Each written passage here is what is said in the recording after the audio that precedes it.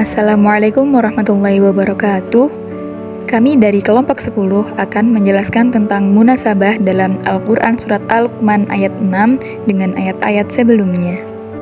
Sebelumnya perkenalkan, Saya Nur Rahma Haliza, NIM 67. Saya Nur Aida Rahmayani, NIM 68. dan saya Nadia Faiza Salsabila, NIM 69.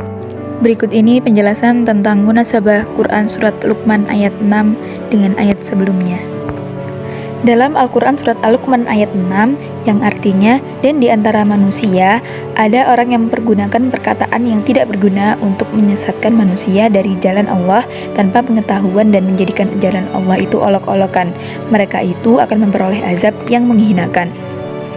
Nah, ayat ini menjelaskan bahwa di antara manusia ada yang tidak menghiraukan perkataan yang bermanfaat yang dapat menambah keyakinan manusia kepada agama dan memperbaiki bumi pekertinya.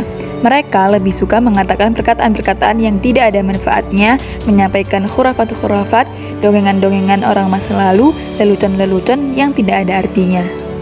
Contohnya seperti yang dilakukan Nadar bin Haris dengan cara membeli buku-buku berbahasa Persia yang berisi cerita-cerita. Kemudian dia mencemoohkannya kepada orang-orang Quraisy. Kalau perlu, mereka menggaji penyanyi-penyanyi untuk diperdengarkan suaranya kepada orang banyak. Isi nyanyian dan suaranya itu dibuat sedemikian rupa sehingga dapat merangsang orang yang mendengarkannya untuk melakukan perbuatan-perbuatan yang dilarang dan makin menjauhkannya dari agama. Ayat ini mempunyai keterkaitan dengan ayat sebelumnya. Yang pertama yaitu menyebutkan keadaan orang-orang yang berbahagia, yaitu mereka yang menjadikan kitabullah sebagai petunjuk mereka dan mereka memperoleh manfaat dari mendengarkan bacaannya sebagaimana yang disebutkan di dalam firman-Nya. Yang kedua, Allah telah menurunkan perkataan yang paling baik yaitu Al-Quran yang serupa mutu-mutu ayatnya lagi berulang-ulang. Gemetar karenanya kulit orang-orang yang takut kepada Tuhannya. Kemudian menjadi tenang kulit dan hati mereka di waktu mengingat Allah. Kemudian dalam pembahasan selanjutnya diterangkan perihal orang-orang yang celaka, yaitu mereka yang berpaling dari kalamullah, tidak mau mendengarkannya dan tidak mau mengambil manfaat darinya.